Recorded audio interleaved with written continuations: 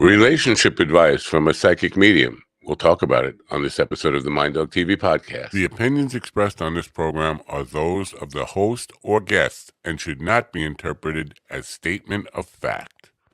Independent fact-checking and corrections are encouraged. This episode is brought to you by FundWise Capital. FundWise Capital is a business lender matching platform. Avoid the mystery of one-sided deals. Connect with FundWise to get the very best funding you can qualify for fast. You can apply online in 60 seconds or less, and there's no effect to your credit to see how much you can get. It's easy.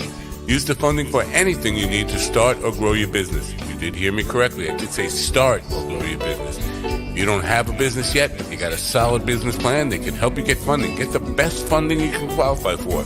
Their strategic lender matching platform searches through hundreds of lenders to find the very best possible option for your unique situation. They have hundreds of 5-star reviews on Google, Trustpilot, and Facebook, and an A+ rating with the Better Business Bureau. They provide unsecured lines of credit at 0% interest for 9 to 15 months. Unsecured term loans, loans based on income, short-term gap funding, and bridge loans. They work with real estate, startups like I already mentioned, franchises, restaurants, any kind of business, any kind of project. To get started, it's really easy. Just go to apply.fundwise.com/minddog. That's apply.fundwise.com/minddog. Get money for your business now. Apply.fundwise.com/minddog. Is everybody ready for the Mind Dog, the Magnificent Show? Start the clock!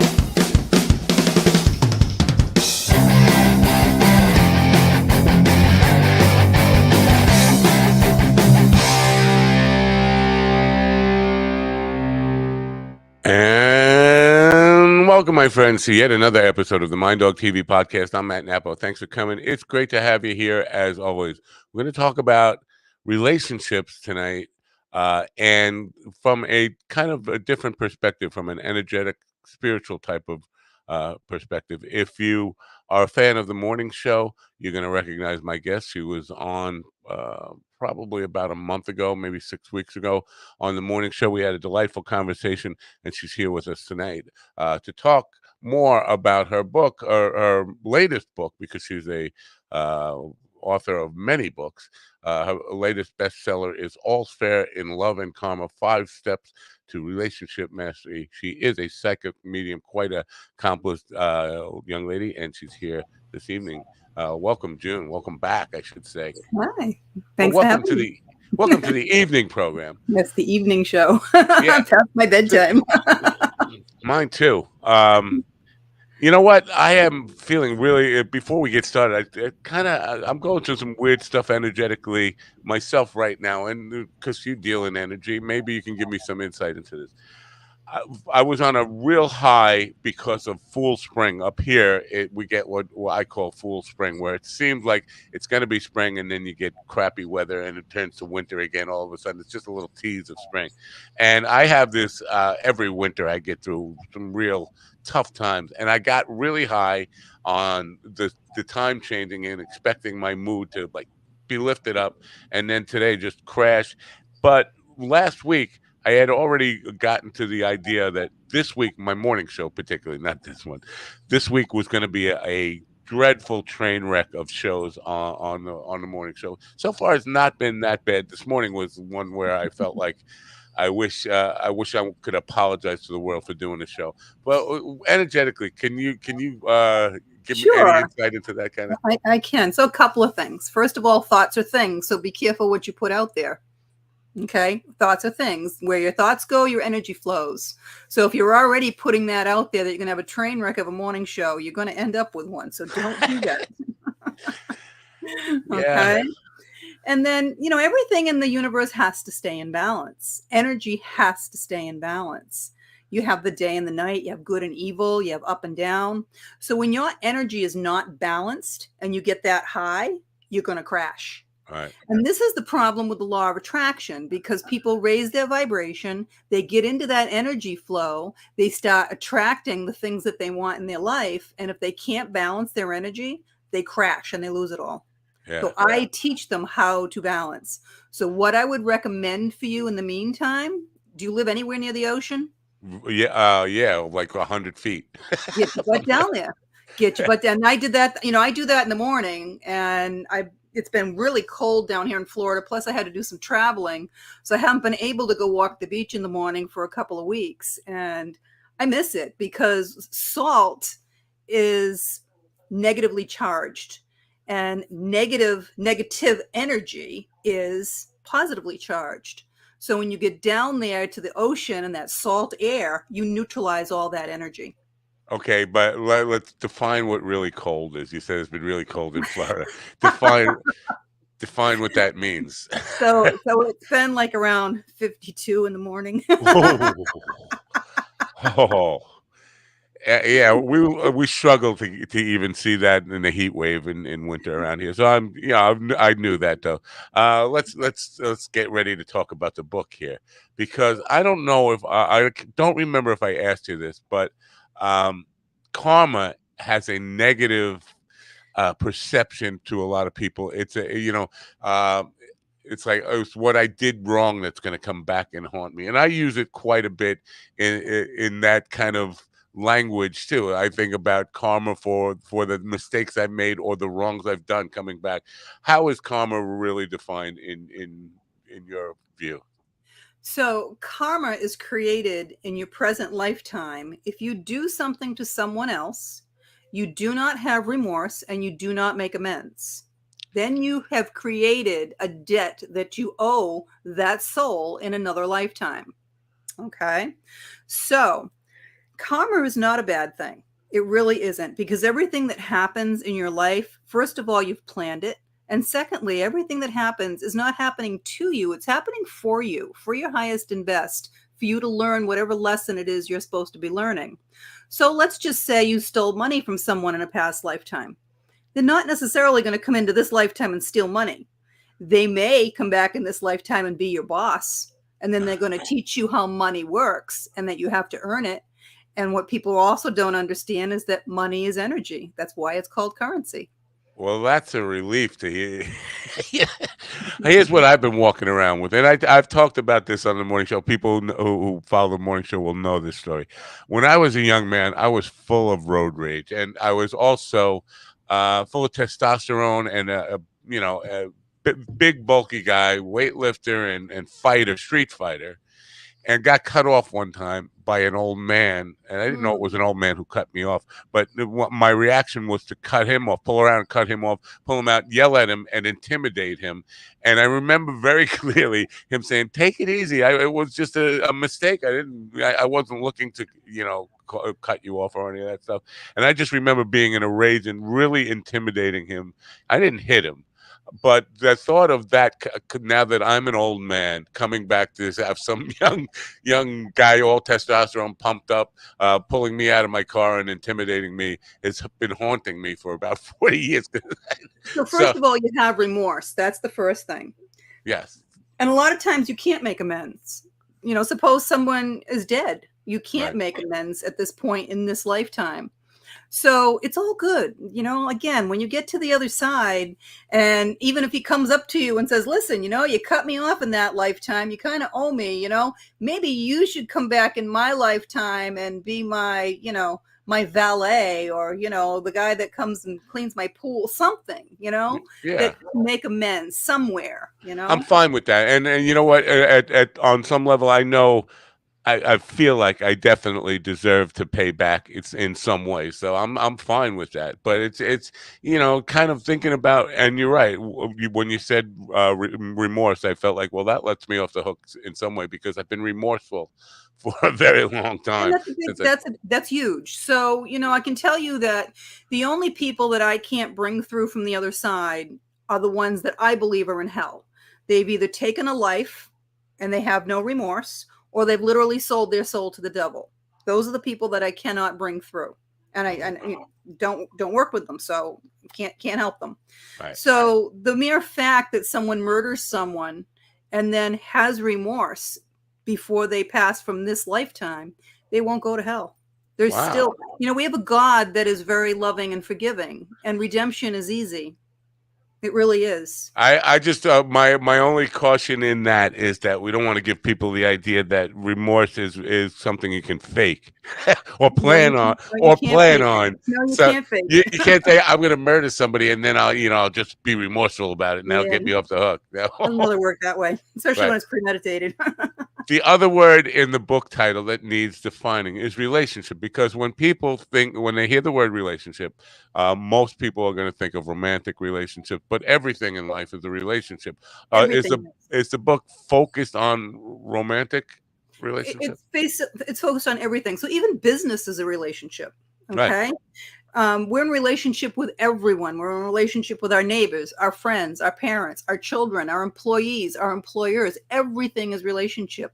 But every relationship you get into is meant to teach you something. Everything happens for a reason, because nothing in life is random, ever. So the people Random. that come into your life are predestined. It's written in some kind of, I don't know, written in a book somewhere, but it's planned.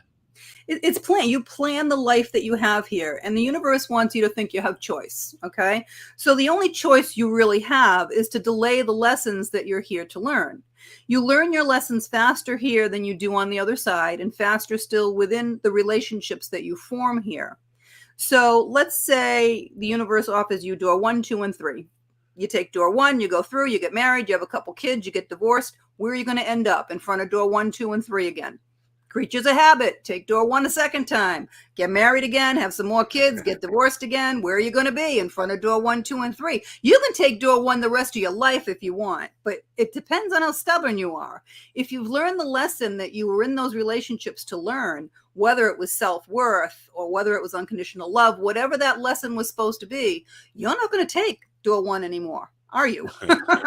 You're going to take door 2 or door 3, and you may still get married again and have more children, but they're not going to end. It's not going to end the way the others did, because you learned what the lesson was that you were supposed to be learning in those other relationships. Interesting. So what about like the evolution of how we are in relationships? Because and the divorce rate has gone up significantly in my lifetime.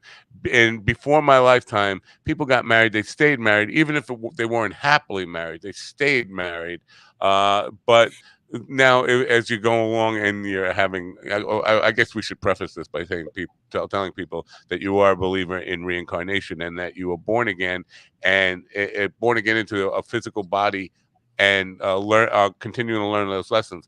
How is that belief play into this idea that we've changed it as a society on how we deal with these kind of things? Those are all social constructs. They're all social constructs. They really have nothing to do with your soul and your lessons. And you end up planning your life based on the social constructs that are here, believe it or not, because it's a movie. Your life is literally, it's like you're an actor in a play.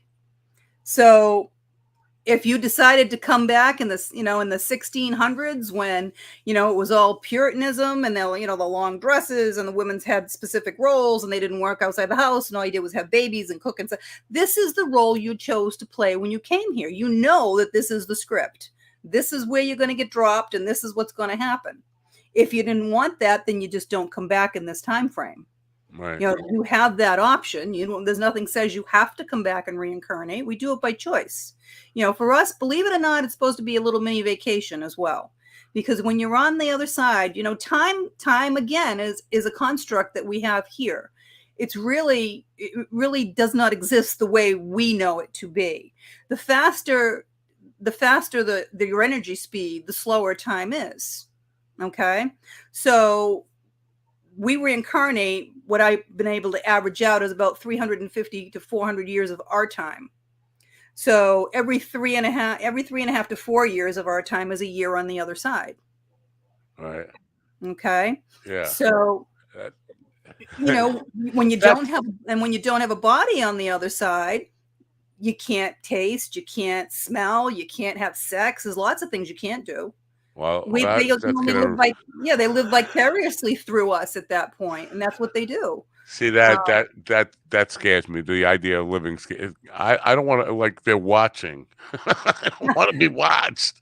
they Uh, get better things to do than yeah. watch you, you All know? right. I But hope they so. live by care. Suppose they loved fishing, you know? They can't get a fishing pole. They don't have a body to actually do it. So they'll go find somebody that's fishing and stand next to them and enjoy the experience. Okay, I'm all They right with used to, that. they used to say, set an extra plate at the dinner table, right? And they'll join you for dinner. They absolutely will. Because as I'm soon as you say their name, they show up.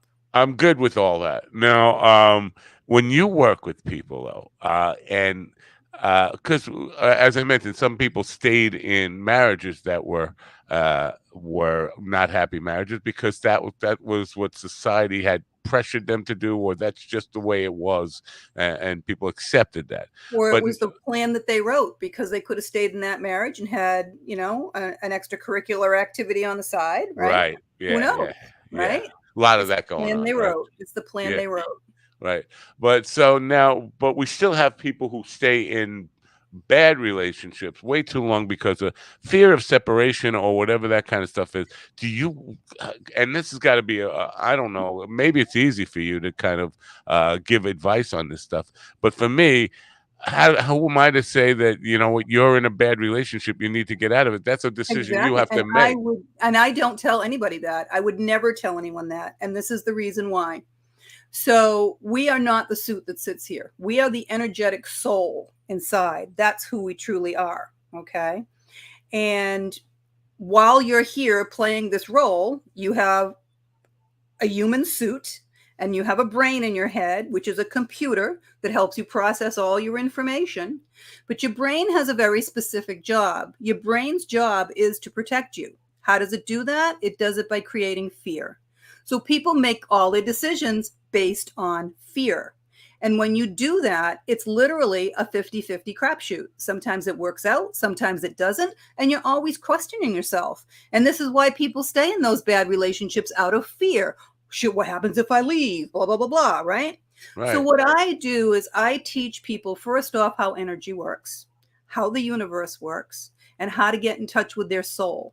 And everybody's had something happen in their life that they just knew they were supposed to do something, right? They just knew it, whether it was to go somewhere or to take a certain job or to marry a person, or they just knew they were supposed to do this and they didn't think it through a lot. They just did it and it works out fine.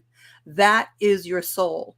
So when you learn how to get in touch with your soul and make decisions from your soul, sometimes they seem like crazy decisions, but they work out the way they're supposed to 100% of the time. And you don't question it because that's the knowing. That's odd because I talk about my proclivity of to do that my whole life, especially on the business side of it, the Mhm. vocational part of it. I have walked away from a job where I was making $204,000 a year. Walked away basically without any kind of safety net. No, just left on that day. Another time, left a job really not quite making that much money, but it was a very prestigious job, and just walked without having any idea how I was going to land on my feet. And I always have. And it's like, do I have a guardian angel? But that's your soul. That's listening to your soul. So, for instance, I don't work with couples. I work with one person in a relationship. Okay. Because there's always a leader and a follower in a relationship, the one person that's in charge, and that's the person that always finds me energetically. And I've had quite a few people that, had I been a marriage counselor, would have told them to run for the hills, right? I don't. Again, it's their decision from their soul once they change their energy and they shift and can balance. And I've had a couple of people that come to mind that were in very abusive relationships, and their soul, once they connected, told them they need to stay. This is where they're supposed to be.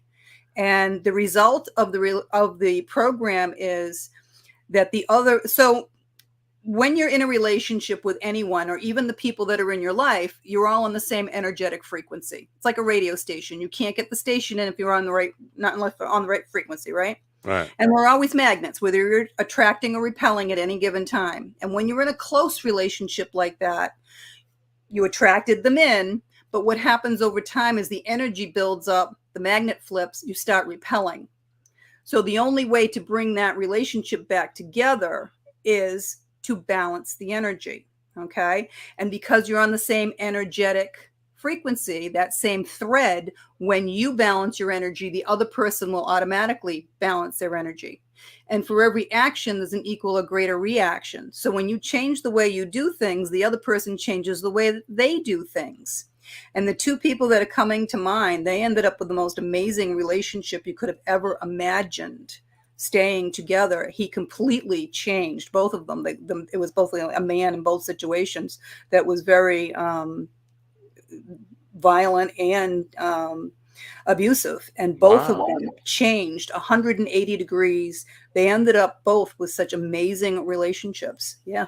Now I'm interested in how he made that change, because I listen. I've never hit a woman in anger or anyway. I've never hit a woman in my life, but I was an abusive bully, loud, verbally, not like insulting, but just I learned being loud from my father. That was the way It's intimidating to women. It's and intimidating. not just it wasn't conscious that I was trying to be intimidating. I wanted the argument to end. I wanted peace, and that would shut people up and make them get away from me and give me a moment of peace. So then I would go into a remorseful state and feeling like a piece of shit, and like what a terrible person I am, and then beg for forgiveness and all that stuff. That's the pattern I was right. But so one of the big lessons too that you have to learn is self-worth. So part of my program is teaching the person that I'm working with the 5 lessons they're supposed to be learning. And then they can look at the relationship from a higher perspective. And you're not baited into situations any longer. You're able to see why things are happening. So, when you come home at night and your wife or your husband is trying to bait you into an argument or a fight, and you're not responding that way, and they want to, what the hell's wrong with you? Why, what's going on? Why isn't this working any longer? It doesn't work. Right. Everything, the dynamic starts to completely change. So the way the program ends up going, after the first person learns the program, practices the program, the other person is just so stunned and amazed on the change in the entire relationship. They don't understand why. The first person teaches the second person how to do the energy change, how to learn their lessons, what's going on. I have people now that teach their children. Every now and then I'll get a video and stuff. They teach their children, so their children don't have to go through this in life.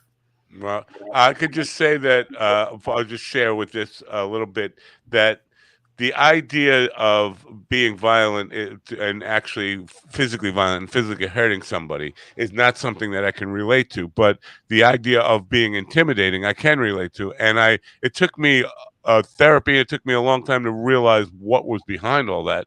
And generally, I was being fearful of abandonment in that situation. Whenever I would just explode like that, the idea was to basically just not to react to the fear inside of me of being abandoned. I've had that with me pretty much my whole life, starting when I was abandoned by my parents, or they claimed it was accidentally, but I was 3 years old. Learn is unconditional love for yourself. That's unconditional is a tough thing. I mean, I can understand love, but I think everything in life has condition. No, and I hear that all the time, but it's a lesson that we all have to learn: unconditional love. So if you're in an abusive relationship, you don't stay in it playing the martyr and saying, I have to stay here because it's unconditional love. No, self-worth has to kick in there. Okay. Right. Self-worth first. And then unconditional love is literally, we had a good run. I really love you. I care about you. I want the best for you. It's not working. We need to go separate ways. And it's really wanting the best for that person and for yourself. It's not bad mouthing them as soon as you turn your back.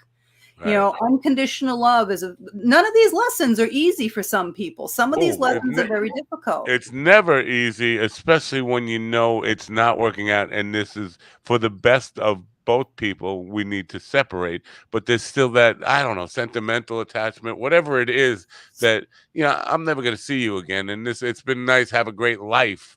You don't know, you'll never see him again. You have no idea. You don't know where your life is going. But the bottom line is the first lesson you have to learn is self-worth.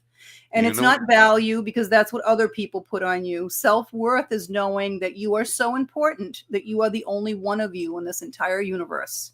And then it is not narcissistic and it is not selfish to put yourself first. It's where everything else comes from. Okay, If you don't put yourself first, you're not going to be here to help anybody else. I accept that. I have to say that it's kind of a little surprising to hear somebody as a psychic say you don't know where your life is going. That's why I almost Well, interrupted the you. reality of it is this: if we all knew what was going to happen every day, we wouldn't get out of bed in the morning, would we? Well, if we knew good things were going to happen, I definitely would. I'd get out of bed excited. Everything's good. Everything's perspective, isn't it? Everything's always perspective. Yeah, I guess so. Maybe I don't know. Maybe I'm a pessimistic person by nature, and that's why. But there are times when I get excited. I am excited about the possibilities, and I don't know what determines where my energy comes from. Being when I in those moments when I am optimistic and excited about the possibilities, because by nature I think I am pretty pessimistic and always looking for the worst in things. And that's what the universe will give you. This is how. So the universe doesn't understand negativity. If you're going to cross a street and you don't want to get hit by a car, you don't keep going. I don't want to get hit by a car. I don't want to get hit by a car, because all the universe hears is hit by a car, and you're going to get hit by a car. I have to kind of disagree here a little bit on this, because the best gigs I've ever had in my life, performances, I'm driving to the gig and I'm thinking this is going to suck tonight. This is going to suck tonight. I don't really want to go to this gig, and I get there and the performances are incredible. I had such a good time, and I'm on a high when I leave there. And I hear what you're saying, because you want to know why? Yes, Because there's other people doing that gig that have more positive energy than you do. That's why. They're overriding yours. I think you're probably right about that. If I analyze it, my partner is just like a ball of positive energy, and so maybe you're right about that. Maybe he overrides my negativity in a lot of ways. But so maybe that's it. Now, do people ever want you to kind of? I should say want you. They know they're in a bad place, and they're not really looking to fix or find out ways to make it work, but looking for somebody to give them permission to get out. Do you find yourself in that position where they're coming to you looking for permission? And again, I tell every one of them, you can't make that decision until you got in touch with your soul. So the difference is this: your soul is way too big for your body, and it's who you really are. You're not the suit. And it's, you have some of it inside your body, some of it's over your body that people see as their aura. And the majority of your soul is actually in the lowest level of heaven, which is the 5th dimension. So when you are getting in touch with your soul, you're not just getting in touch with what's in here. You're getting in touch with all the knowledge that you've had from all your past lifetimes, with that part of your soul that's on the other side. When we talk about past lifetimes and the people who were part of our lives in the past life are also in our lives necessarily in the next. Some are, some aren't. I mean, so every archangel has a soul group, and there's hundreds of millions of people in each soul group. You do reincarnate each time with the people from your same soul group, but not always the same people each reincarnation. Interesting. So, because the idea of that, and a lot of people, especially in the religious, circles, when they talk about heaven, they talk about seeing their family members again in heaven. Yeah. So that part is consistent with what you're talking about. Yeah. So again, because we don't reincarnate over 350 to 400 years, we kind of wait until everybody that we've known and even grandchildren, great grandchildren, we kind of wait till they're all gone, everybody that we've known, before we try to come back again. And they're very connected to everyone here. When my mom was dying, she always thought she'd been adopted, but she wasn't 100% sure. And there was an entity that kept coming to the nursing home near her bed when she was in the nursing home. And she was a medium, but she was confused on who it was. She wasn't sure who it was. She thought it was her father, but she wasn't sure who he was. So when I got there one night, I called him to come in, and it was back in the 20s when she was born, families try to keep things quiet when stuff like that happened, having a child out of wedlock, and they tried to keep the child in the family. So her father it was her uncle that was really her father. And her aunt adopted her. So it was a brother-sister situation. So her aunt, she thought was her mother all her entire life, and she was not her mother. She was really her aunt. And her father was her uncle. And her real mother was the butcher's daughter that lived across town. She'd only seen her twice during her lifetime. And when my mom was dying in the hospital, the three of them were all arguing about who was going to bring her through to the other side. They argued all night long.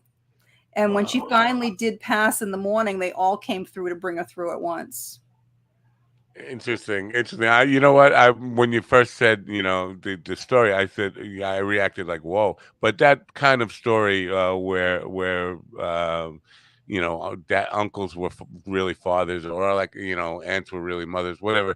That was pretty common in the days when marriages people didn't get divorced like they do today. And all that kind of stuff. So there's all that kind of, it shouldn't be shocking, but my first reaction, like, wow, that's pretty stunning to find that out. I'm thinking of Bill Burr, the comedian, who he talks about being in heaven. How am I supposed to enjoy heaven knowing somebody I loved is in hell? Oh, no. You laugh, but is that a thing? I mean, because you talk about again, the only people that I believe are there are the ones that have taken a life without remorse or have sold the soul to the devil. Everybody else is in heaven, and they don't change into wonderful people because they've died. If the guy was a jerk here, he's a jerk on the other side. Trust me. Pedophiles, they're all there because everything that happens for a reason. Nothing's random. It gives us the experiences that we have in this life. I've had a bitch of a life, let me tell you. And I found out that when I died at 27 and came back here, that was an out that I had written into my life plan that I could have taken if I wanted to, because that's an acceptable way of leaving early, if you'd written it out into your life plan. Right. And I came back. I remember asking you about this. Now, the reason you made that decision, because what baffled me is, like, why would anybody come back? And you had young children at the time. That was your motivation for coming back, right? It was, yeah. And I love my kids. I have wonderful, wonderful boys. They bring me the greatest joy. I've got 5 grandkids now. It's just, I love it.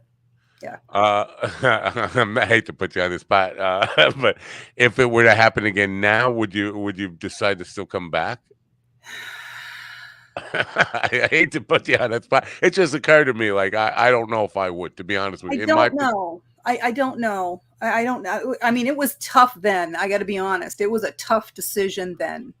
And I knew that I was needed here for my kids. And I don't know. I have to, Yeah, you won't know till it happens, and let's hope it doesn't happen. Well, I will eventually. Anytime in the near future. I mean, most people don't get that choice. Very, very few people that actually have an NDE or die, get to where I got to, have a full life review, or ever given a choice to come back.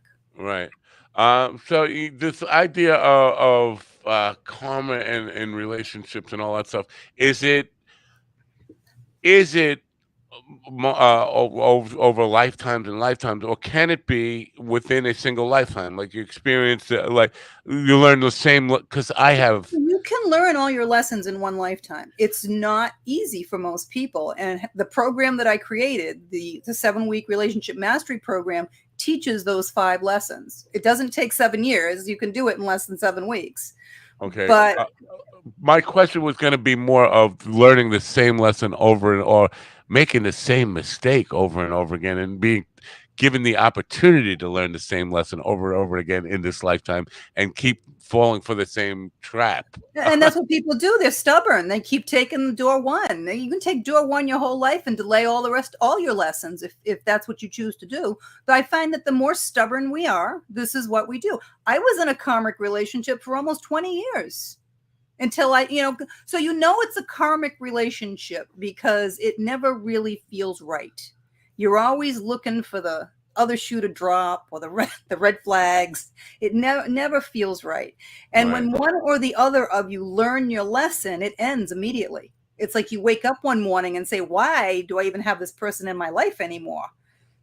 Yeah. And we all have plenty of those. Right. When I was young, I had it's almost like a magnet to the same type of woman, and to the point where I would know things about them before they even told me, because I was just taking the information from the last one and planning on this. And I know it was on some level it was subconscious. Yeah, I was seeking this. you had a lesson you needed to learn and you hadn't learned it. So you're going to keep choosing the same type of person over and over. And you may not, you recognized it. Most people don't. Most people, their friends will recognize it and say, what are you doing with her? She's a carbon copy of the last one. No, you're not. She's got blonde hair. The other one had black hair. Yeah. Right.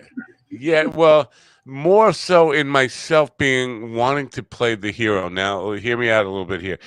Early in my life, all of the women that I was attracted to or ended up in relationships with were abused in some way. Turned out a lot of them shared my birthday. So but when I would meet a young girl, young woman, I would say, "Were you born on August 30th?" Yeah. How did you know that? Well, because I've lived this relationship before. But I still, in some sense, have this archetype need to be the hero. And when my current wife, when we first met, the very first night we were together, I picked up her daughter's guitar and I started playing the song "Hero." And she was like, why are you playing that? And I was like, because. So it's not so much the hero, and I don't have my stuff in front of me to look up your birth date, but I read destiny cards, and I'm willing to bet you're a Jack of Hearts, and a Jack of Hearts is the Christ card, and they want to play the martyr. They want to save and rescue everybody and play the martyr. But then down the road, it's look what I gave up for you. Look what I did for you. You have to be very conscious about who the people because you can't save and rescue everybody, and you're not supposed to. And when you're doing that, you're operating from the low end, because in everything in life, you can operate the low end and the high end, right? You're coming from the low end of what you're supposed to be working out in your life. That's interesting, because you definitely hit it on the head there. Where I have a life history of playing the martyr, and I actually have had some women say, why are you such a martyr? But and that's your lesson to overcome that in life. And there's a high side of that card too, where you can just be loving, giving, caring, and learn how to put yourself first, and then everything starts to fall into place. That's a weird one. So these 5 steps, can you tell me what the 5 steps are without? Sure. So the first lesson again is self-worth.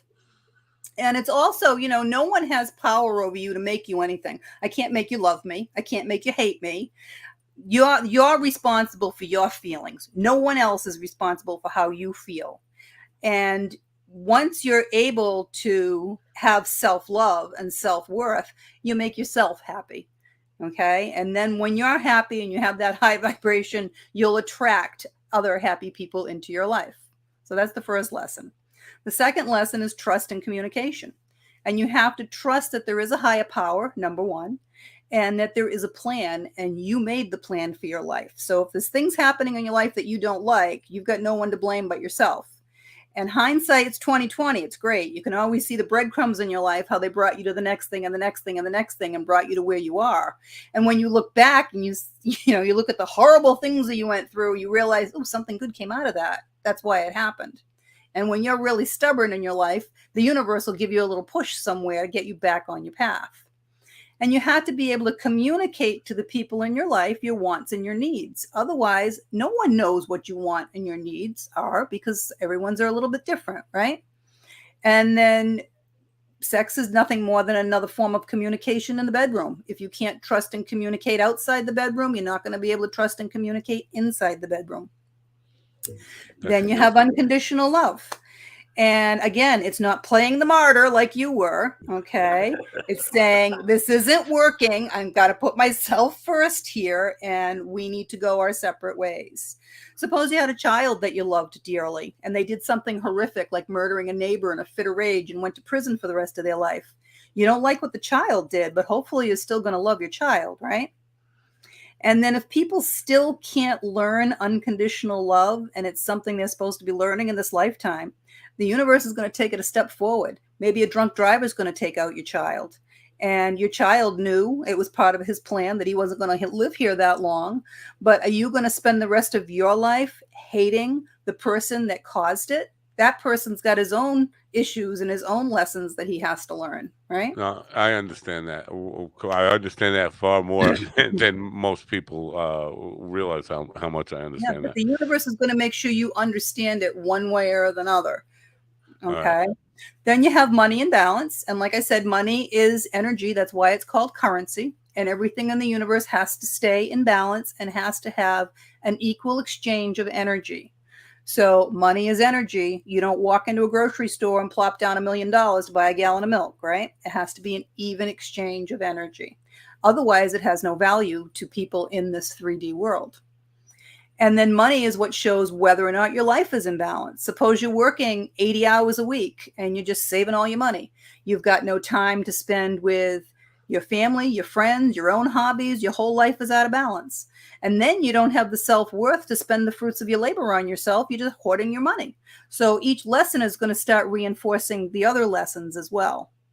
And then the last lesson is really tough for a lot of people nowadays. It's patience. Because we live in a world of instant gratification and everybody wants things yesterday now, not even today. Absolutely. And it doesn't work that way. Everything comes to you in the perfect time that it's supposed to come. Doesn't matter what it is that you want. You know, every little 5-year-old girl wants to get married and have babies, right? Well, if the UPS guy starts delivering them to the door, it'd be a little ridiculous. Yeah, you know? I can't talk to what every 5-year-old little girl. But And I'll then take your you're word for it. 35 and your biological clock is ticking and you haven't gotten married and you haven't had kids yet. Well, clearly you did not write that into your plan this time for some reason. And it still doesn't mean that it's never going to happen. Maybe when you're 50, you're going to marry a widow and you're going to raise his kids for him. No, I get that. And for me, that conversation comes up a lot with people in the arts, people who are at one stage of their career and are really frustrated that they haven't gotten to where they know they should be or believe they should be, and trying to talk about patience. Like, very few things happen in, like, what I like to use a sports analogy. You get up and hit a 5-run home run. That's not going to happen, and things are going to change overnight. You have to plan and you take every at bat as it comes, every day as it comes, consistently work towards it, and then you don't even notice how you got to the next level. You just arrived there somehow. You're always right where you're supposed to be. Anything that happens in your life, like I said, you can look at the breadcrumbs and see how if you hadn't met A, you would have never met B. If C didn't happen, you wouldn't be here. All these things have to happen in the order that they're supposed to happen in order for you to be where it is you eventually want to be. Oh, yeah. Well, that's good stuff. We have a question from the chat room. Keep in mind, this guy is in his name. It says evil right up front. So just keep that in mind with this question. Did you make the plan, or does the higher power make the plan? So we make the plan ourselves, but it's extremely complicated. It takes a long time. So what they have showed me and told me, the archangel has the soul group. The other angels work with the souls that are going to be deciding. It's like making your own Monopoly game or something. I'm going to come back and be a farmer this time. You owe me from a past lifetime. Do you want to be my milk delivery man or something? And maybe you'll help me, learn how to keep my life in balance or something. Whatever it is, everybody plays out their little, it's very, very, very complicated. I have no idea how long it takes them to do this, to be honest with you, but that is the process. And anybody that has left by taking, if they left this life by taking their own life, that is an unacceptable out. Those people have to go into a lot of counseling on the other side before they're able to reincarnate again, because they don't want them doing that again. Anytime someone leaves here that way, the angels have to scramble to try to fix all those connections that you were supposed to make while you were here. What if it, on that subject, what if it is intentional but not intentional? It is like a drug addict overdose. They know the behavior is going to lead to that, Not necessarily. Not necessarily. That's not the same as intentionally committing suicide. It's different. Okay, all right. That's an Now, accident. Yeah. so in the model that you're presenting us, there is no room for regret or Oh, there because is. I mean, people have it on the other side. You know, I bring through a lot of people that have regret, remorse, they're sad. You take with you all of your feelings and your knowledge when you leave this world. so the idea of regret that I'm just a parent who has lost a child and not a child, lost an adult child and feels responsible for that. And I'm thinking of a mother-son relationship. They were very separated, hadn't talking for a time when the son passed, and the mother can't forgive herself or let it go. She believes that she caused it and can't let go of that. So this is why I do the work that I do, because after training for a little over a year, a woman came to me. I was working an event and doing readings all day, and the woman was old. She was in her late 80s and asked me to do a reading and came over and wanted to talk to her son. And it's a long story to bring everything through, but she thought she had caused her son to commit suicide. And after bringing through her father and mother and her brother that was murdered, I finally was able to bring in her son and found out that it was a bizarre accident. He did not commit suicide. And I had a hard time bringing him up because he knew that she felt that way, that he thought he let her down. And she thought she had caused him to kill himself. And it was horrible between the two of them. So when I was able to connect the both of them, and I'm the walkie-talkie in between, and they're talking, it was just amazing. They were both crying on both sides. And of course, I can't imagine that anytime you would do anything like this, that there wouldn't be a room full of tears. But when I finally asked her, I said, listen, why, this happened 45 years ago. Why didn't you come find someone like me before to try to connect with him? And she told me that she has been going to every single medium she could find for the last 45 years. And I was the first person to ever bring him through. That right there told me if I had been able to help this woman 45 years ago, her life would have been so different. Let me just say, because the person I'm talking about has done the same thing. She's gone to several, but she doesn't say that. She doesn't, she wants them to figure it out. And basically, it's never that person, never the one she's trying to make contact with that comes through. It's your grandfather or whatever. You see, I don't work that way because literally when someone's sitting there and wants to talk to someone from the other side, there's a crowd of, 1,500 souls on the other side that want to come through.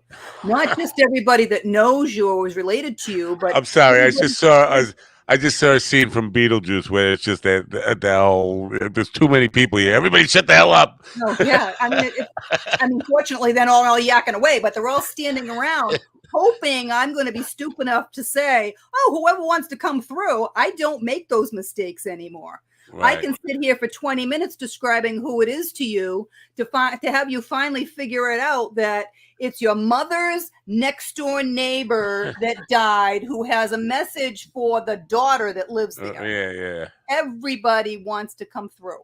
Everybody. Right. So you ask them to be specific about who they're trying to make contact with. Exactly. And that's the person that I bring through. See, a lot of I don't know if you're rare in that, but I think you are because a lot of people don't. They because they don't. I don't know why. I was going to assume that I knew why, and the assumption I was about to make was that they don't want to feel like you're giving me too much information, and then you can always read back that it was just like. Well, I think ego gets in the way too much, to be honest.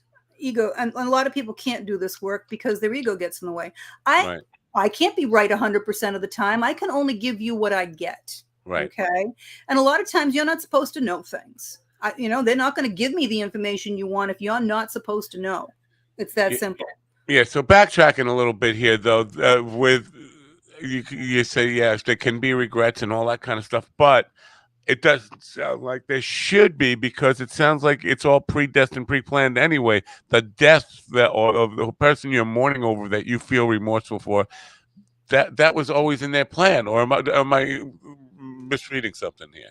It is, but the person that's having that feeling is here. The people that are on the other side that are having regrets and things like that, it's like maybe the regret is they wish they had seen you one more time before they died. They wish they had told you something that they never told you. They wish they had, had more time to do certain things while they were here. Things like that. But there's really, I appreciate that, but there's really nothing they could have do to prevented it if that was written in the cards from the beginning, right? Or no?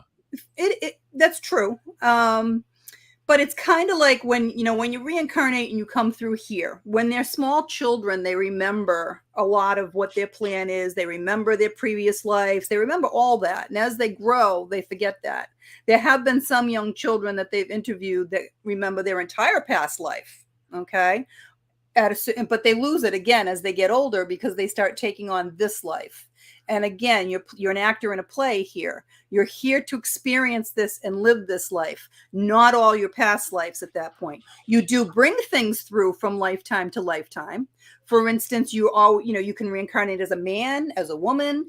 I apparently have reincarnated as a man many times in my previous lives. And in this lifetime, I built my own house. I would be the first one in my marriage to pick up a hammer and put the nail in the wall, right? But by doing that, I'm taking away the opportunity for the man in my life to play the role he's supposed to be playing. Well, my wife does the same thing, but I don't think she's taking away any opportunity from me. I appreciate the fact that she does. Because to be honest with you, I don't know. You can talk about past lives, whatever you want, wherever you want to draw this from. I am not good with mechanical. My father was a great mechanic by nature. I am just not. That's not my strength in life, and I've accepted it.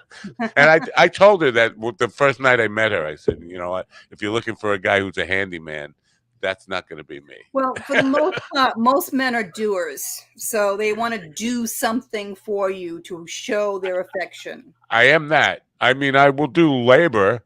I just don't. I just know if simple as changing a light bulb. Oh yeah, no, I'm down for all that stuff. But if you want me to build you a porch on the back of the house, it's going to be a terrible porch. You might as well hire somebody else or do it yourself. We're all better off if I don't get my hands on a hammer. And I think, I don't know. I feel like she's come to accept that. I don't know if she. I suppose she has. She's still here. That's a good thing. Yeah. So now, do you teach courses as well? Courses are supplements for the book, or? So what I teach is the Relationship Mastery Program. It's a 7-week online program. It teaches you how to get in touch with your soul, how energy works, how the universe works, how to talk to angels actually, and get information that they're trying to give you on a daily basis. It's like, if you don't know, you don't know, right? Right. People see repeating numbers, 111, 222. They have no idea why or what it means. Right. And then I teach them, how to look at their life from a higher perspective and understand why certain things are happening, and to balance their energy so that once the law of attraction kicks in, they can maintain that. And their lives are absolutely amazing. The only problem I have with the law of attraction, and I do have a problem with it, and I talk about it quite often, is people think that all you have to do is have the right outlook and manifest things into your life without ever getting off the couch. All I have to do, and there's self-responsibility in everything. Right. You have to do the work to get the reward from the universe. That's how it works. They don't reward lazy people. Right. And I think a lot of people get caught up in this, all day long affirmations and just reciting stuff and keep making myself believe, keep telling myself, these ideas of self-love or whatever, and how good I am, and all this positive reinforcement, and hear myself saying good things about myself. But that's all they ever do. It's like it's 24 hours of that, and never saying, okay, it's time to put the affirmation down and actually go put it into action. Exactly. There's self-responsibility. You have to live it. You just can't talk about it, and you have to ground it. We live in a 3D world. You can't keep your head up in the clouds all the time. You have to ground it in reality. Right. And as a person who is, I guess, a little bit too grounded, and when I try to kind of have these conversations about these things, it comes off as just like being negative about Oh, it's believing realistic. positive. Yeah, That's realistic. yeah. Uh, Absolutely realistic. that's the kind of voice I want to be, is a grounding into realism that, yeah, fine, believe in yourself all you want, but at the end of the day, you have to have some strategy. You have to take that positive energy that you're giving Yeah. yourself So, and put it into a plan and go people and, pray, right? People yeah, pray. They pray to the universe. They pray to their God. They pray because they want things, right? right, But they don't get in touch with their soul. When you get in touch with your soul, and the easiest and best way is through meditation, you get your answers. right. You Now, get your answers. let me just say that as a teacher and somebody who's taught a lot of frustration with students that learn at different paces, I am sure that all these 5 steps that you mentioned, people learn them at their own pace, and some of them, like me, self-love could take 100 years. So it's interesting. It's interesting. So if you do the program, honestly, the program was created with divine intervention. Honestly, it was created through angels. And if you do the program in the time it's allotted, 7 weeks, and you do it in a timely manner, and you do the whole program, it works 100%. If you don't, if you drag it out, if you skip around, it doesn't work. You got to start from the beginning all over again and do it right through. So I've had some students that have had to do the program 2 and 3 times before they literally shift, balance, reshift. Yeah, well, I think I would probably be me. I just knowing how some lessons are very hard for me to learn, and self-love is one I've been working on for 65 years and still struggle with it. Oh, obviously, that's why I'm talking about it so much here tonight.